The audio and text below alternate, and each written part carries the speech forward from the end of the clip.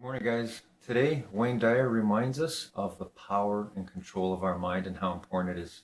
And he shares with us his wisdom of, as you think, so shall you be. So this one is everything for me. This is my passion. I love and am fascinated and am obsessed with the power of the human mind, because I know that whatever goes on in here will manifest itself out here. And so we have to remember that. And once we understand how powerful our thoughts are, we will guard very carefully what thoughts we allow into our minds. And it's a challenge. It's a thing that's not going to come overnight. It's going to take a lot of time. But you will see amazing changes. So if you can remember, as you think, so shall you be, it will start to transform your life. And that's why I'm so passionate about filling our minds with positive thought energy. Hope this helps, everyone. Have a great morning.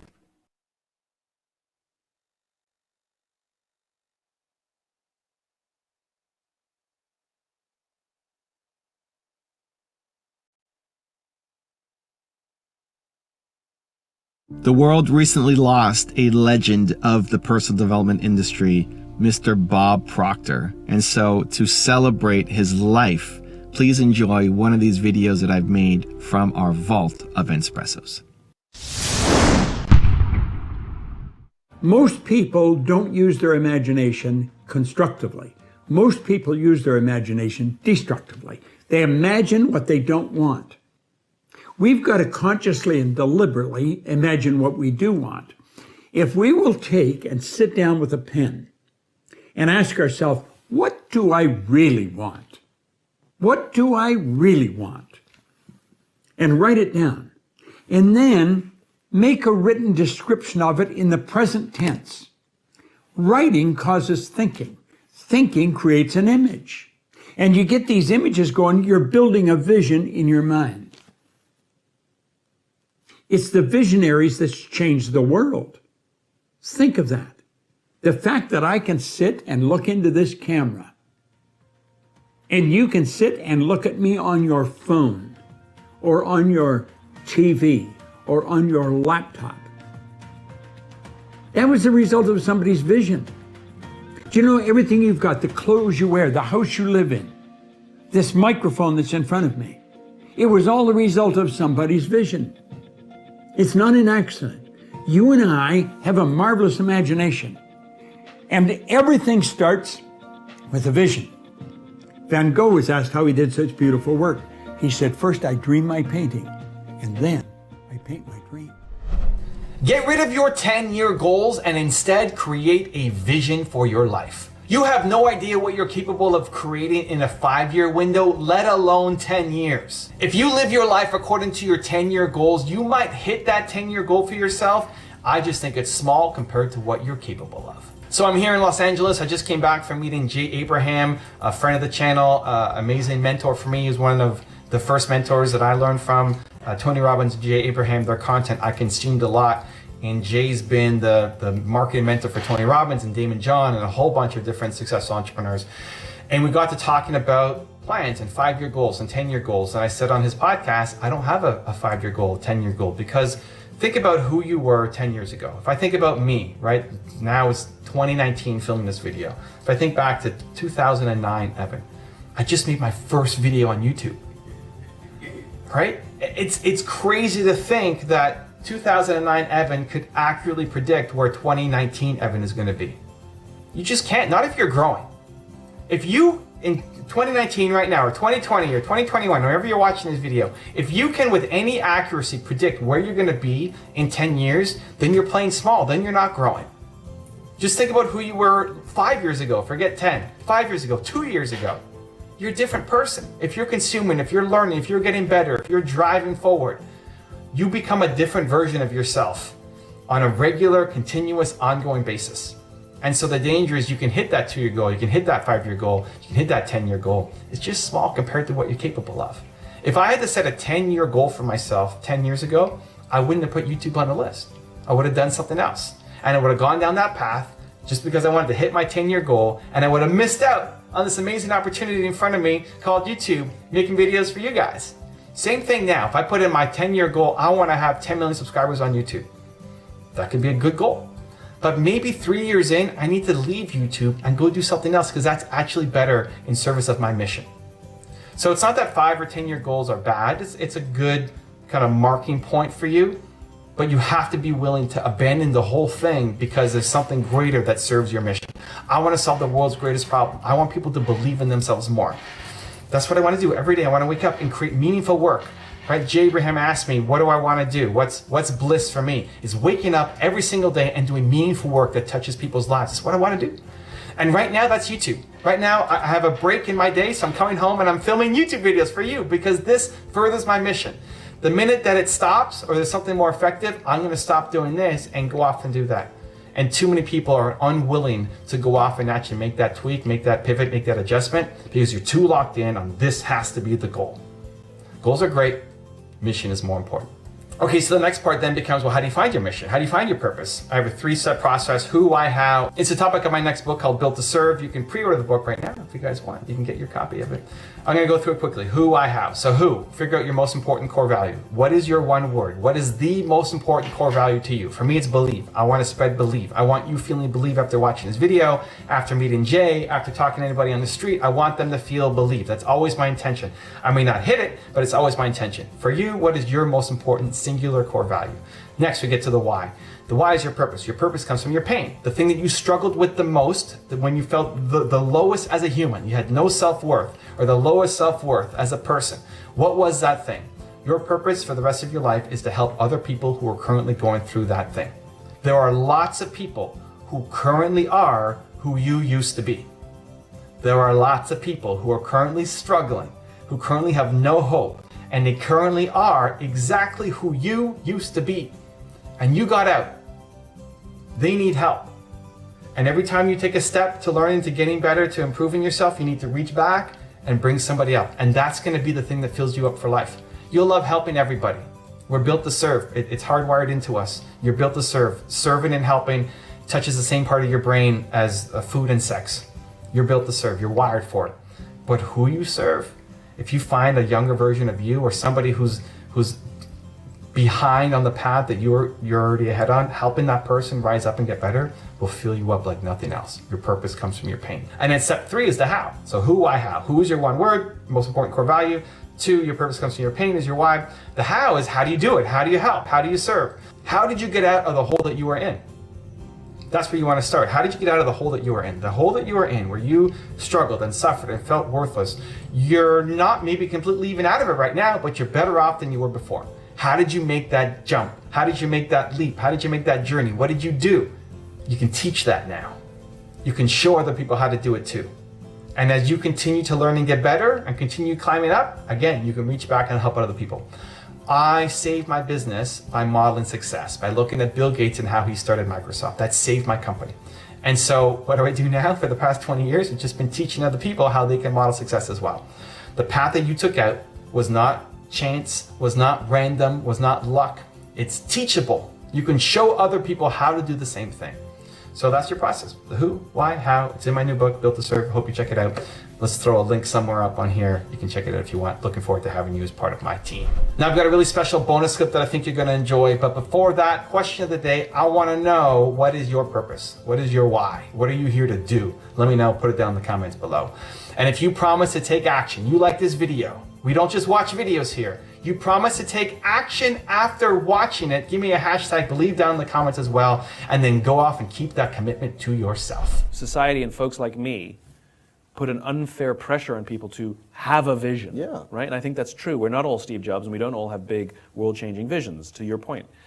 I do believe, however, you can find a vision, right?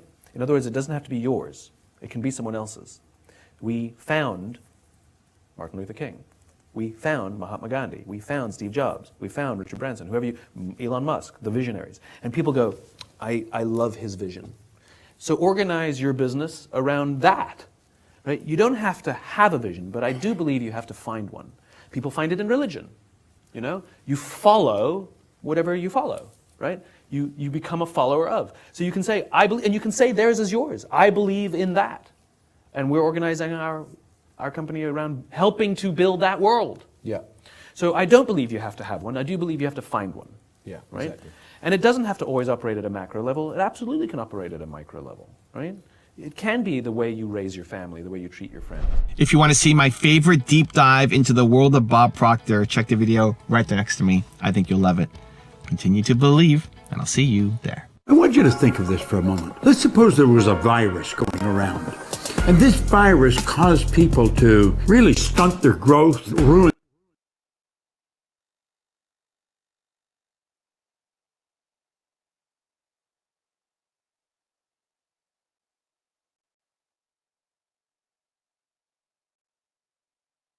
Good afternoon, guys. I remember Napoleon Hill in his book Think and Grow Rich saying that the greatest richness we can ever have is what we are. It's not what we have, it's what we are. And it's so true. So if we can think of ourselves as that source of richness, and every decision, every thought we choose to allow to occupy our mind will affect the richness that we become. That energy, that source of richness. We have the power to change ourselves and to have our life be everything that we are, because we're that magnet. We're that magnet that will attract the things and circumstances in our life that we wish to have. But we have to be that. We have to work so hard to be that richness. And that means filling our minds with positive thought energy.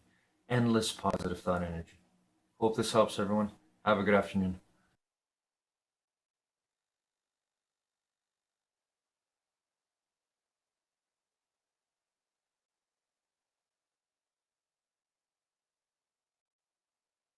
We have here in the subconscious the paradigm, and part of the paradigm with respect to money is it's a poverty thing. Now, this paradigm impacts our thinking. There's a power flowing into our consciousness, and the thoughts we think are generally motivated by the subconscious mind. Now, something that I've been pointing out here recently on, look at this.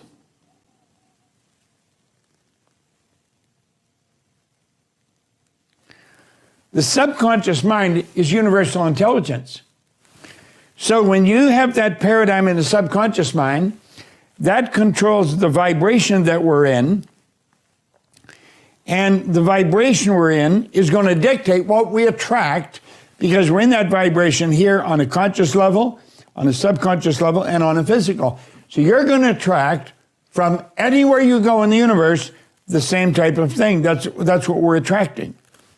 So we're attracting people that are in harmony with this, and this paradigm causes our thinking to be along the same level. Now, we've got to realize, even in our ignorance, when we don't know and we haven't got anything, our thinking is hooked into universal intelligence. And you will attract from wherever it is in the universe whatever is required to cause the problem. When you hear people say, you know, I just get one bill paid and another one pops up, bang, they're going to attract it. And sure as it gets dark, they get it. Now that's ingrained in our mind from the time we're children. In fact, from the moment of conception in most of us.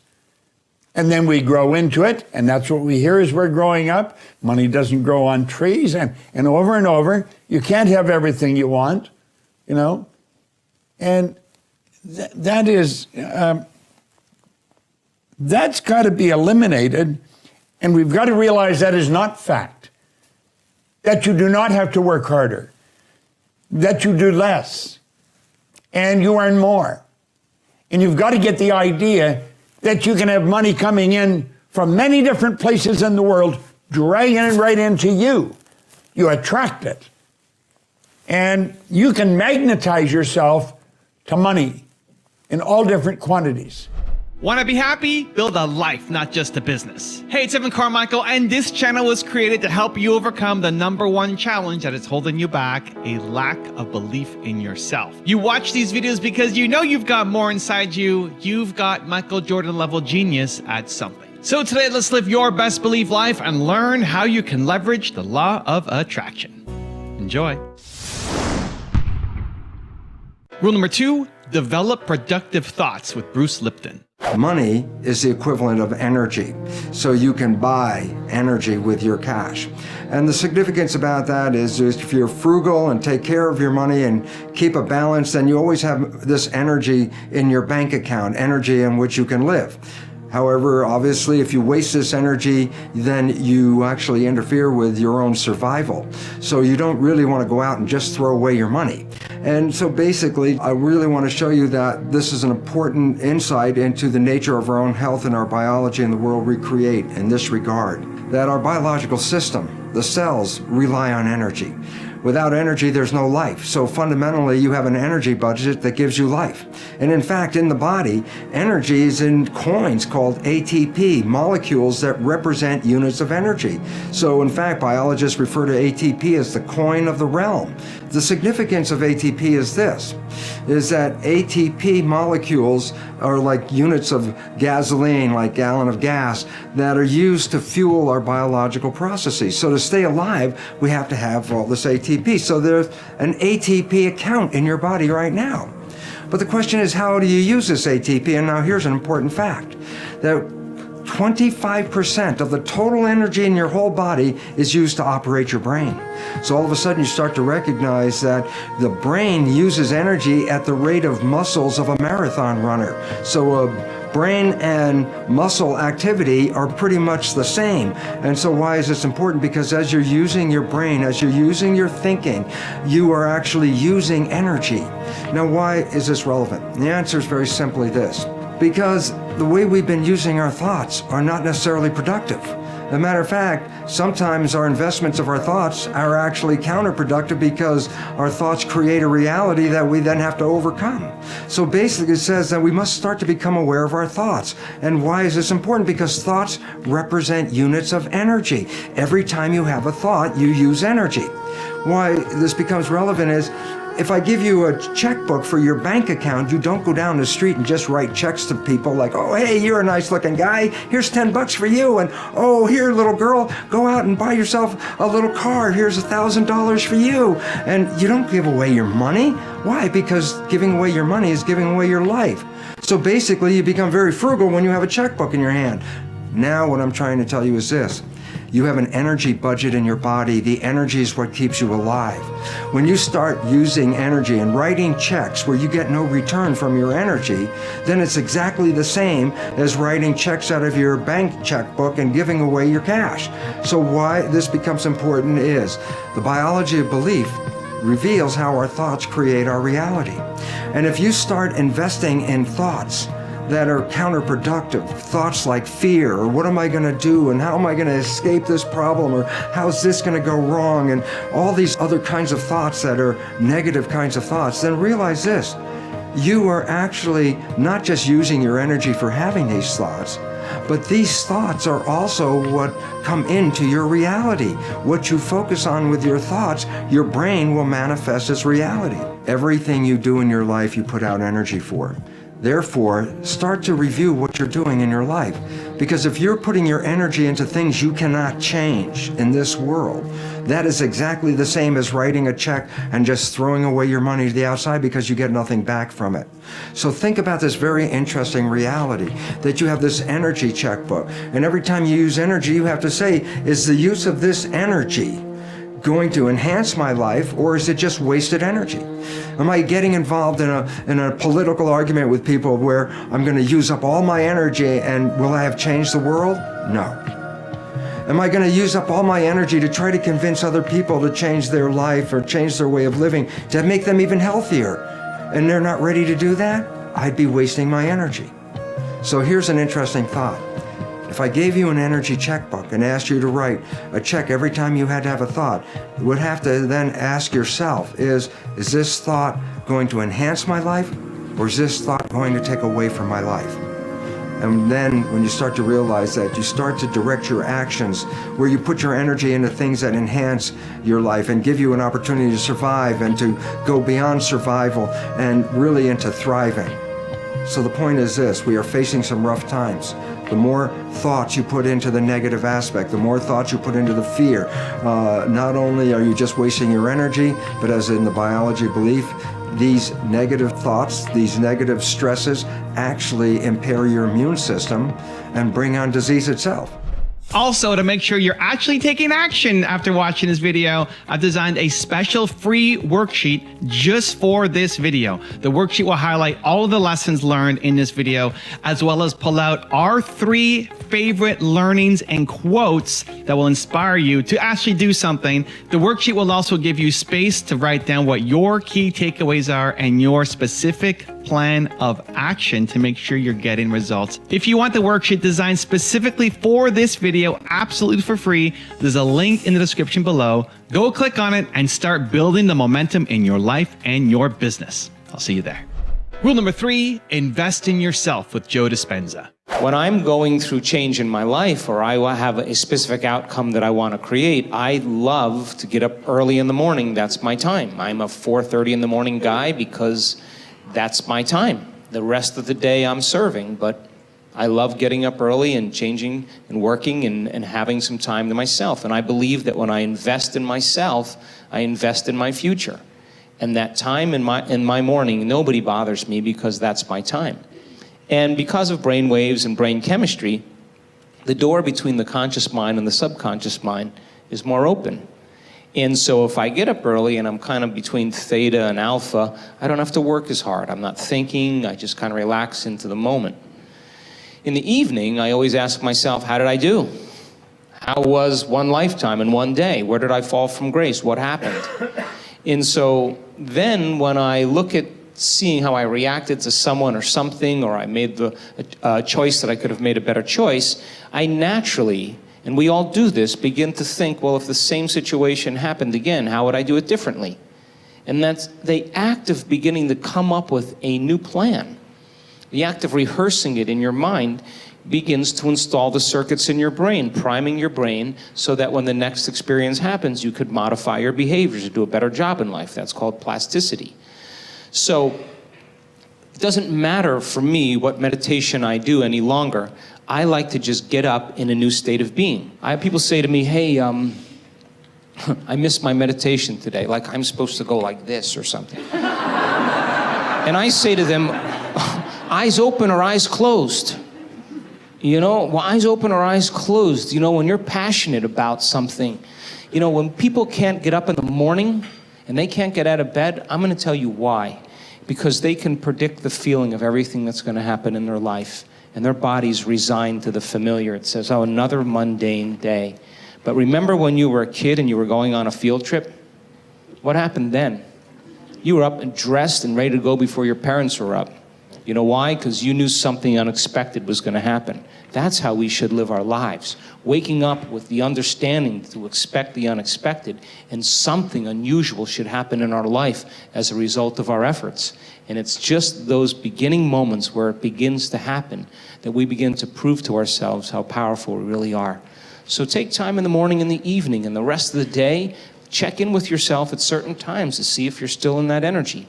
And if you're not, excuse yourself for a second, raise your energy, and step back into your life. And if you keep doing that over and over again, you'll become less frustrated, less impatient, less judgmental. It'll just become something of the past, and you'll be someone else. Rule number 4, grow an abundance mindset with Louise Hay. So many people think that money is the most important thing in the world, and if they don't have money, they would just die. But that's not true. There's a substance that is far more precious and far more important to us that we literally can't live without. What is that? Love. No, plenty of people are miserable and lonely most of their life and live. Air. Air. Your air, your breath. Your breath is the most important thing that you have, the most precious thing. If you didn't take another breath, you wouldn't last 3 minutes and you'd never get out of this room. And yet we absolutely take for granted that our next breath is there. Look at us, we're all in this room breathing, and I'm not saying don't breathe, there's not enough for me. We assume that it's there. And when we exhale, we don't think about where's my next breath coming from. Now, if the power that created us has given us enough breath to last for as long as we shall live, can we not begin to trust that the other things will take care of themselves?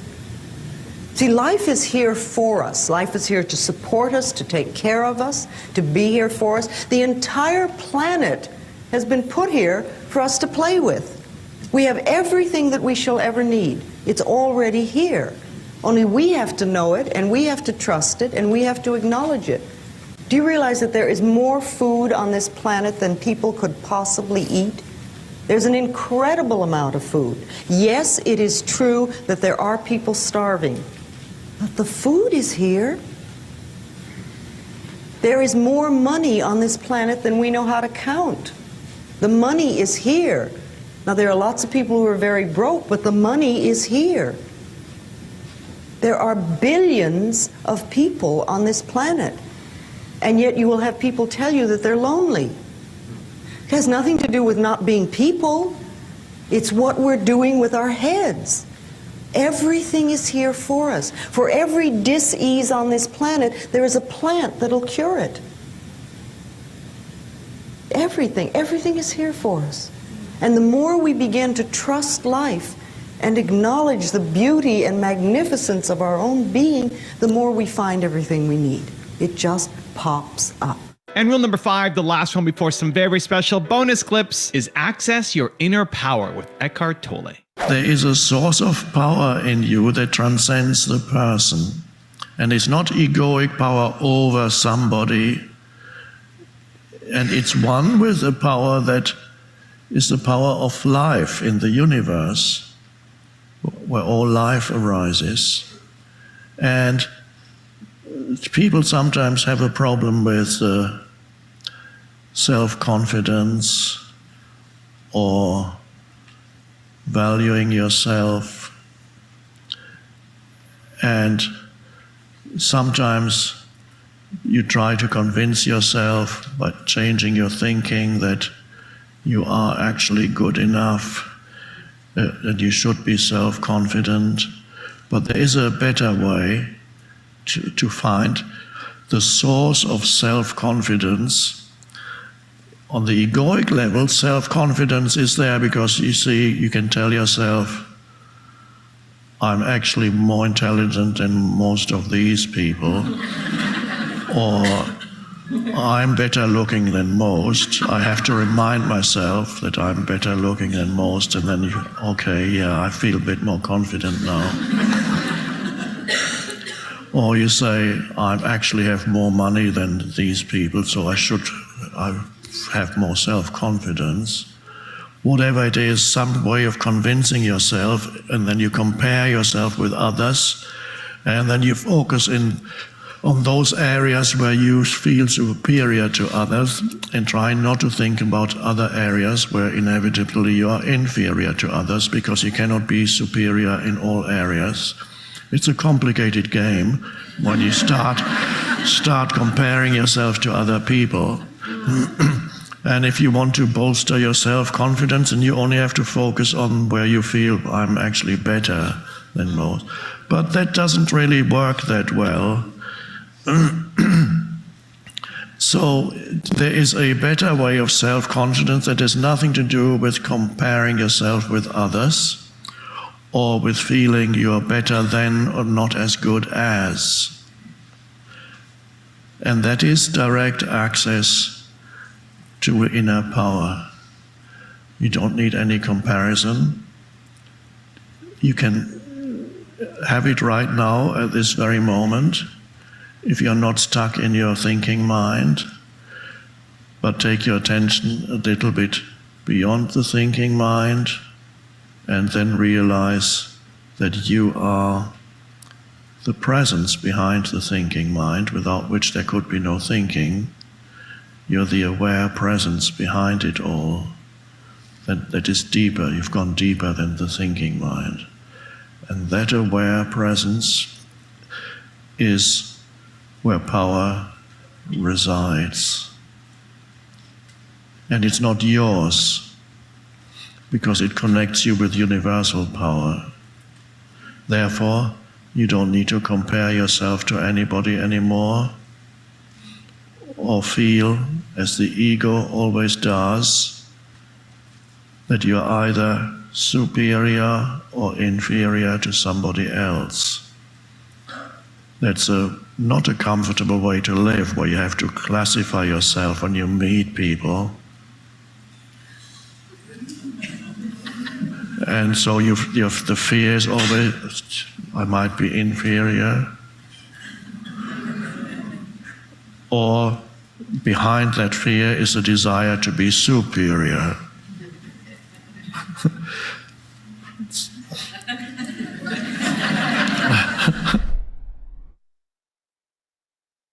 Creating daily success routines is the secret to getting everything that you want.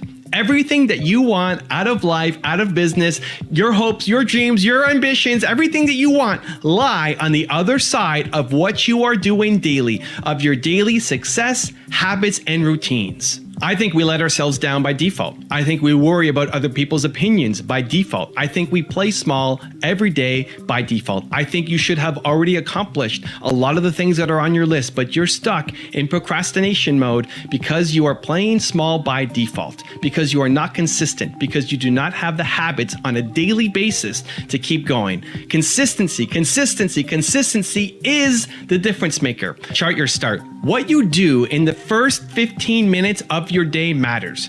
Chart your start. Have a plan of action. Most people wake up like an accident. Most people wake up, they're tired, you pull out your phone, you start looking at your email, and what are you doing when you're looking at your email or looking at social media? You're responding to other people's emergencies. Like, you wake up, you're tired, and the first thing you do is you start responding to other people's emergencies.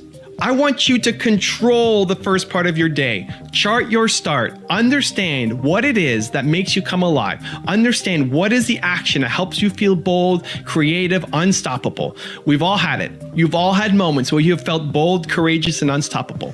What led to that? Reverse engineer yourself. What led to you feeling bold? Is it watching a video? Is it reading a book? Is it having a conversation? Is it doing a meditation? Is it taking your dog out for a walk? Is it cutting the grass? Like, I don't care. There's no judgment.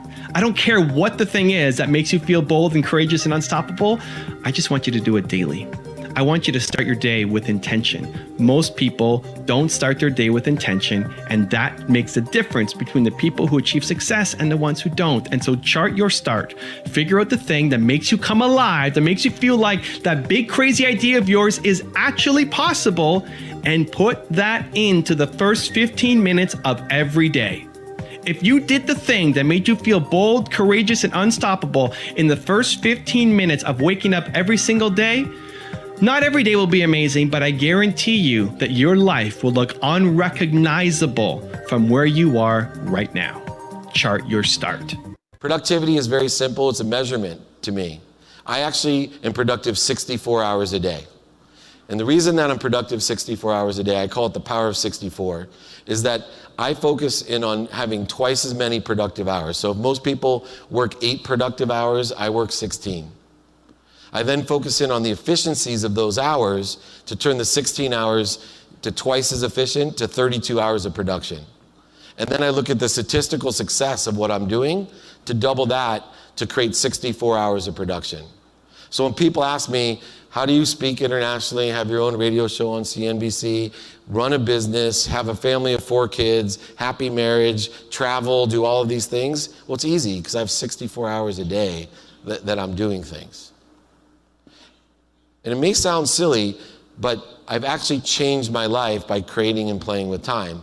Let me give you some examples of what to do. I take everything that I do by the minute, hour, day, month, year, and I look at it and I create systems. It may sound a little OCD or anal retentive, but it actually works. So I took, for example, I brush my teeth, floss my teeth, and take Listerine every morning. And I took that and I started realizing that I would daze off and forget what tooth, and it took me an average of 6 minutes a day. But if I stayed focused in the morning and that small little thing that I do every day, I could save 4 minutes. 4 minutes times 7 days was 28 minutes a week, times 4 weeks in a month was 2 hours a month, times 12 months was 24 hours that I regained of productivity. All because I stay focused when I brush my teeth, floss my teeth, and take a shot of Listerine. Other things happen. I realize that time is compressed in the morning. So I'm not sure if you can, looking at me, realize it. I've spent hours of wasted time in the closet wondering what to wear. I sit there in the morning, no matter how late I am, like, oh, or I've lost a sock, or I can't find the right belt. And so I learned this little trick that I had when I was 5 years old, is I lay out my clothes at night.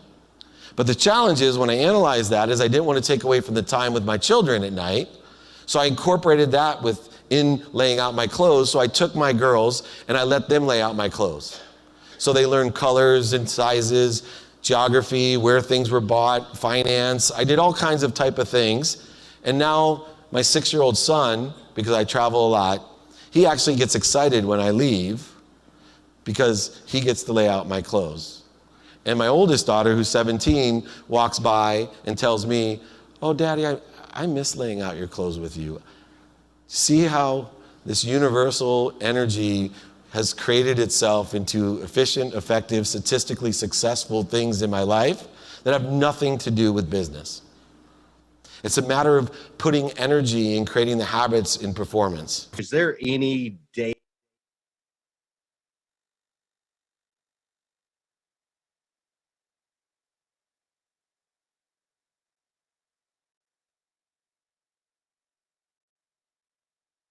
Good evening, guys. One of the things that I've always had a challenge with, and I'm not sure if this has happened to you, but I thought I'd share this as we live, laugh, and love our way to infinite mind wealth. And that is when we've made a mistake. If you've made a mistake, you yourself know. We all know the truth about ourselves. We all know what we really are deep down inside. We know when we've made a mistake. And so when we have people constantly remind us of those mistakes or be really negative and hard on ourselves, it can be very frustrating. But if we remember and we know the truth of who we really are, and we're comfortable with the fact that we can make mistakes, laugh at them, and then learn from them and move on, then nothing outside of us can affect us in terms of bringing us to a lower negative state. It's a hard thing, but I just know that we have to be the ones to accept the truth of who we are and then move on. Have a great evening, everyone.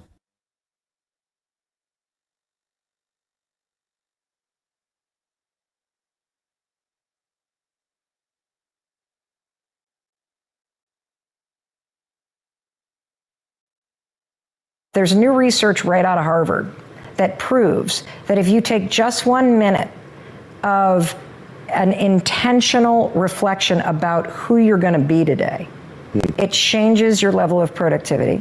It changes how you show up as a leader. It changes your ability to impact people, and it changes your effectiveness. Simply a single minute of setting an intention about who you're going to be today. And so when you stand in front of that mirror and you don't ignore yourself like Ed and my husband do, or criticize yourself like 91% of women do on default, and you take a moment to intentionally be with yourself, and you think about the day ahead, even if you've got a lot of stressful stuff going on, especially actually if you have a lot of stressful stuff going on, and you then raise your hand and you begin your day with this high five to yourself, you are sealing that intention that you believe in yourself and that you got it. Very good. It's incredible. Need motivation? You better watch a top 10 with Believe Nation. Hey, it's Evan Carmichael, and I make these videos because you are probably the most ambitious person in your circle, but you know you're capable of more, and you get that push by surrounding yourself with the best. So today, let's learn from one of the best, Mel Robbins, and my take on her top 10 rules of success. Enjoy. Rule number 2, take some action. Positive mantras don't work. And they don't work because people pick positive mantras that they don't believe. So if you are in a studio apartment eating rice and beans, barely able to pay your bills, standing in front of a mirror and saying, I'm a millionaire, I'm going to be a millionaire someday. What happens based on research is your brain's like, actually, have you seen where you live? Like, have you seen that you've quit every job that you've had? Have you seen and heard your negative self-talk? I don't think this is going to, like, your brain's like, Your brain has a great bullshit detector. And so the mistake people make is they pick a mantra that is the exact opposite of the way they treat themselves. Is it like, so the way that I've come to it, maybe even in the last 2 months, is my brain actually needs evidence. Yes. Right? And yes. So. And you know what evidence it wants? It wants action. Right. Oh yeah? Prove it to me. Behavioral activation therapy. Act like the person you say you want to be, and then maybe I'll believe you. Yeah. Now, should you still interrupt the beatdown? Absolutely.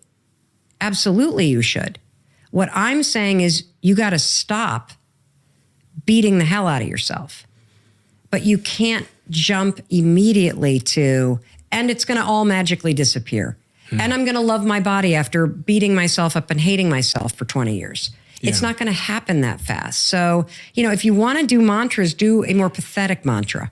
Do something that's like a little bit like more achievable. Like, instead of, I love my body after trashing your body for 20 years, say, I deserve to be healthy. Even if you hate your body, anybody and any brain can get behind. Yeah, you do. That's right. I'm glad you're waking up. You do deserve to be healthy.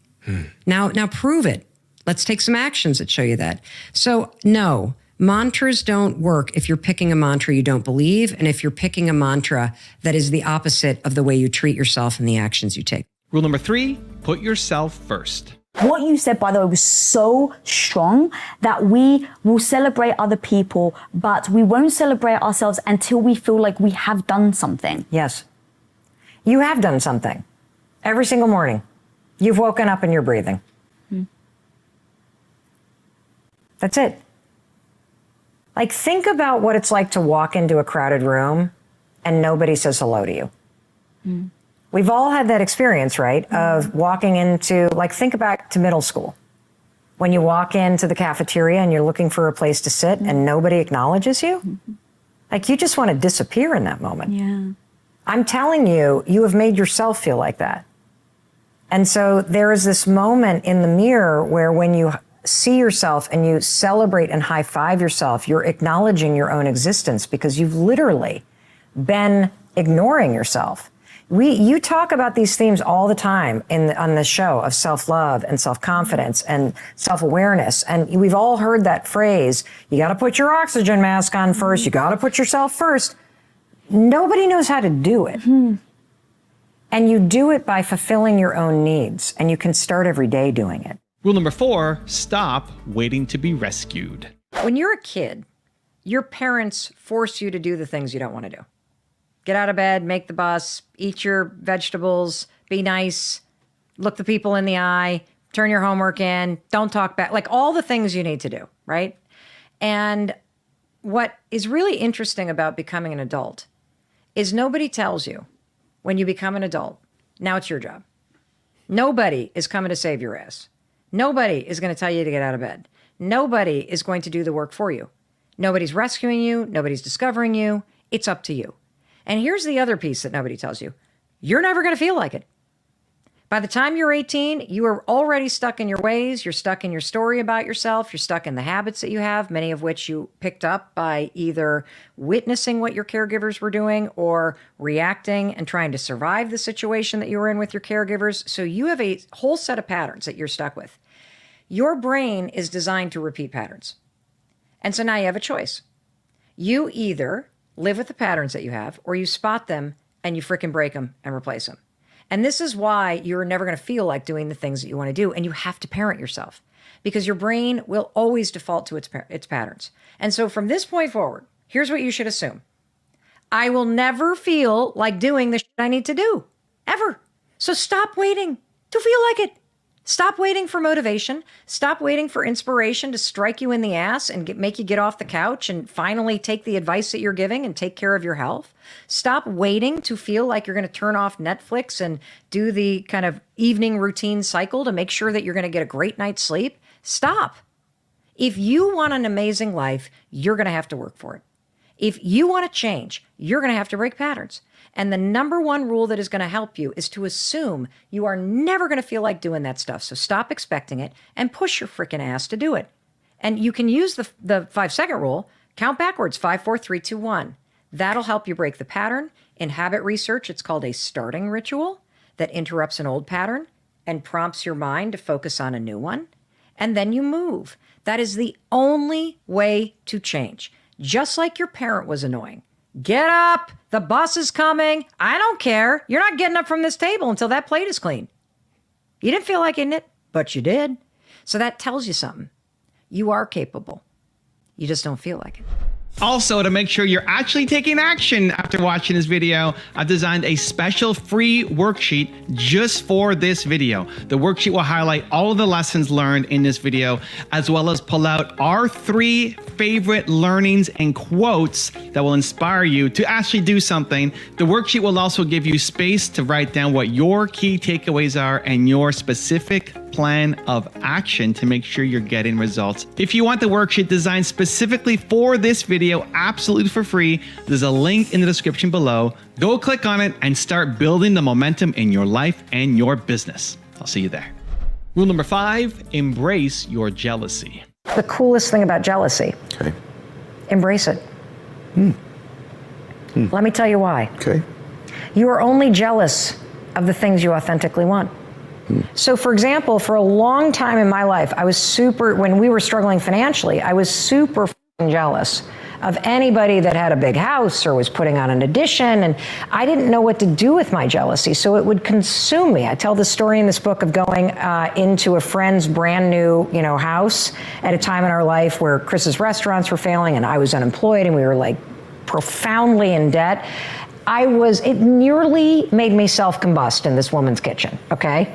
And how did I deal with my jealousy? Because I didn't know what it was. We get in the car, and what do you think I did for my poor husband?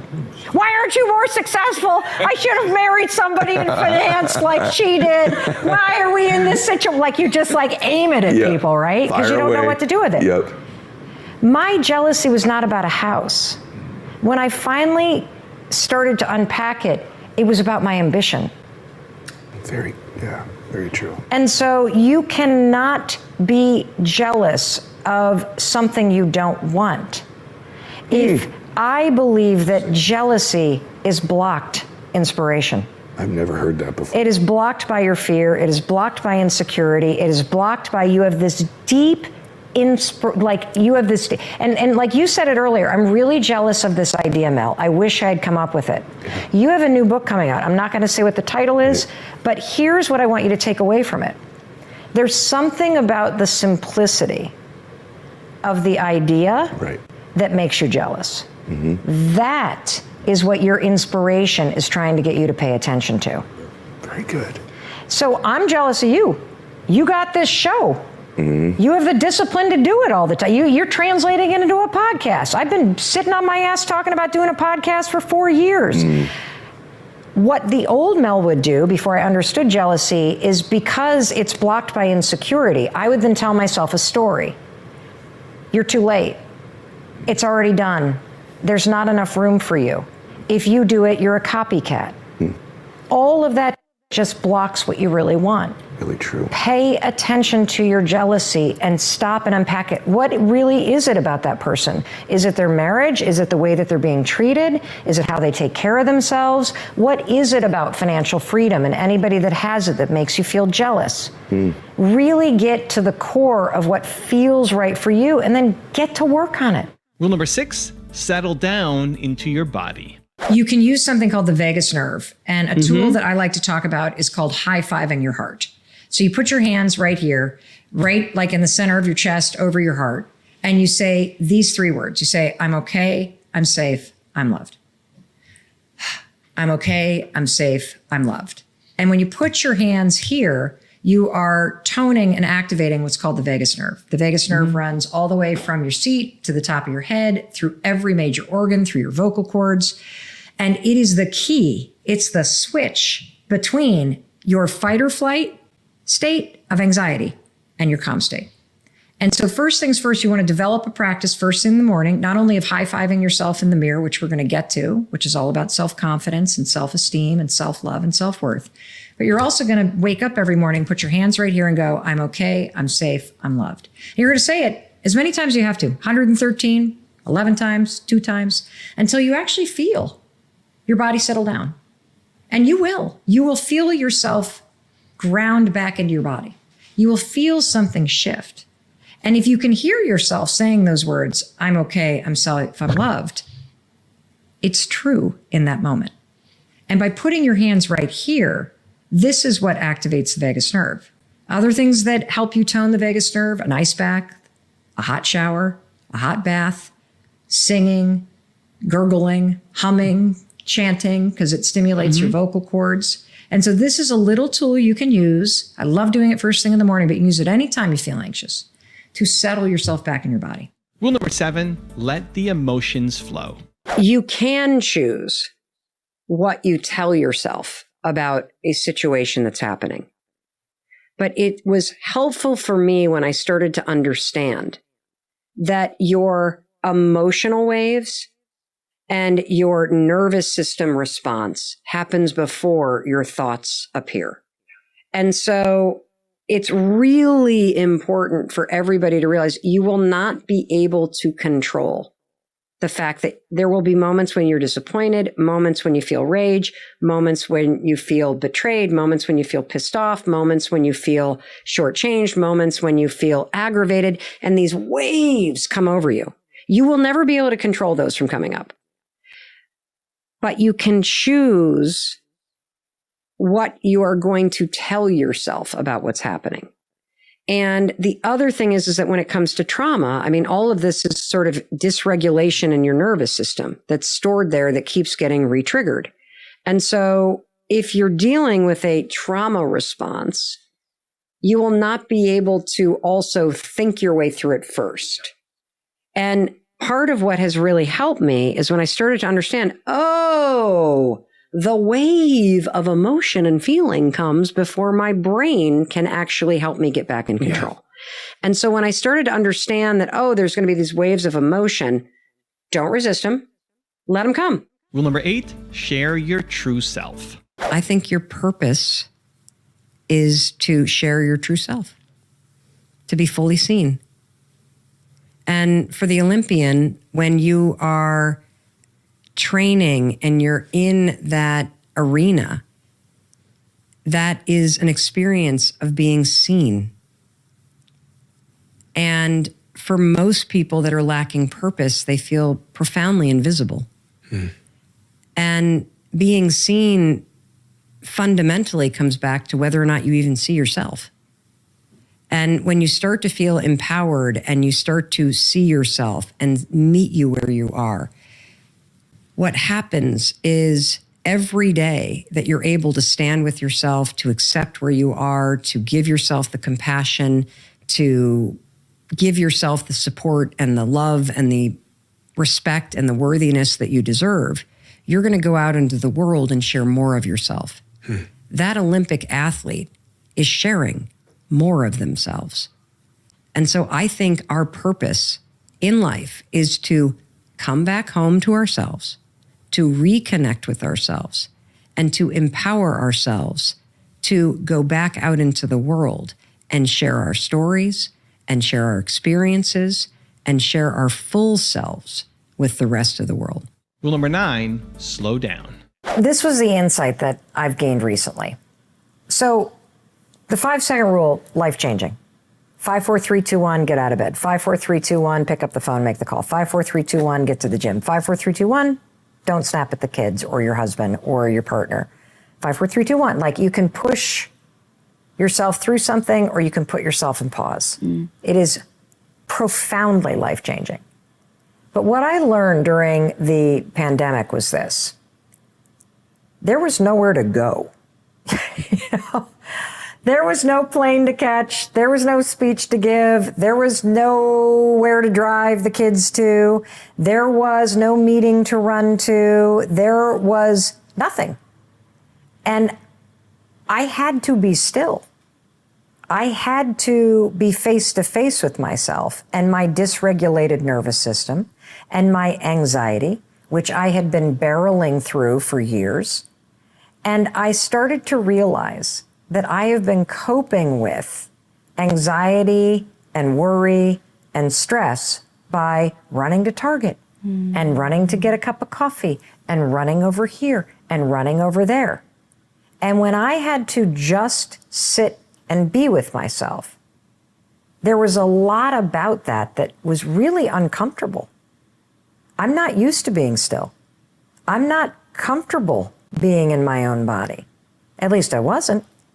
I was used to the external validation and the external energy and racing from one thing to the next. And I equated being busy with being successful and happy and okay. And when all of a sudden the world stopped and there was nowhere to go and everything was getting canceled and I'd been fired from my dream job as a talk show host and my book contract had been canceled and the speeches were canceling and the kids were now all home and they were in various straits of psychological breakdown and the world was upside down, I lost my coping mechanism, which was to distract myself by being busy. And that's when the anxiety became roaring back. And I learned the most powerful thing in the world, which is the ability to stand face to face with yourself in the mirror and know that no matter what, you are going to be okay because you have your own back. That no matter what, no matter how hard this is right now, it really is temporary. And if you look at your life like a giant school, and some years are a party, and some years suck. And those years that suck are the years that you learn the most. And that everything is teaching you something. And what this last year and a half of my life has taught me is that the strength that I've been looking for all over the place running around has actually been in here all along. And when you slow down and you start to stand with yourself face to face and you rely on yourself for the support and the pep talk and the empowerment and the celebration and the validation that you've been looking for in so many other places, you will unlock a level of confidence and a level of resilience and a level of just strength that's been in there all along. It's actually been building during the parts of your life. And rule number 10, the last one before some very special bonus clips, is play the look for hearts game. There's another exercise, another habit that I have, I call looking for hearts. This is going to sound so dumb, but please, this is so freaking cool. It's unbelievable. You won't try this stuff in terms of the big stuff. Like, it's hard to change what you think about yourself. Really hard. I mean, that stuff is wired into your nervous system. You look back, you see tons of evidence, but I am damaged. But I have done things that I regret. But I am a bad person. but I screwed up that relationship and I did this thing and I'm a up. And like all this garbage you say to yourself, it is like in your body. So you're going to have to get intentional and be like, I'm done living with this crap. And the imagery that I have is like, imagine it snows. When you get intentional with the high five habits, you can literally plow a new path in snow. That's what a neural pathway is. And I can show you that it's true if you play the Heart Rock game with me. I want you to, after listening to this, spend the rest of the day and just tell your mind, I really want to see a heart. Whether it's just a naturally occurring shaped heart, whether it's a rock on a path or a symbol in on the top of your coffee or a stain on the floor of the garage or a leaf on the ground, I want you to just be like, I got to find a heart today. And just be open to it. And all of a sudden you're going to find one. And then here's how you really like amp up your hairnet on your brain going, ooh, she really thinks this is important. Let's look for more hearts. I want you, when you see that heart, to go, oh, I found it. The universe, God, that was put there for me. That is cool. And when you kind of do that little like mood vibe through your nervous system, it is like the opposite of negative trauma. It's like a positive wave in your nervous system that makes your brain go, this shit's really important. And so now you'll start to see, once you play this game, you'll start to see it everywhere. And when you play this game with your RAS, look for hearts, and you start to see, whoa, wait a minute. My brain is showing me what I'm telling it I want to see. Oh, wait a minute, there's a Bronco. I don't even want one. And just because I heard Mel talking about it, now I'm seeing a Bronco. Whoa. Now you can get into the deeper thing of getting intentional about how you talk to yourself, intentional about not getting dragged down by guilt or insecurity or people pleasing or anxiety or fear or failure, all that crap that takes your attitude low. I want you to stay in a high five attitude.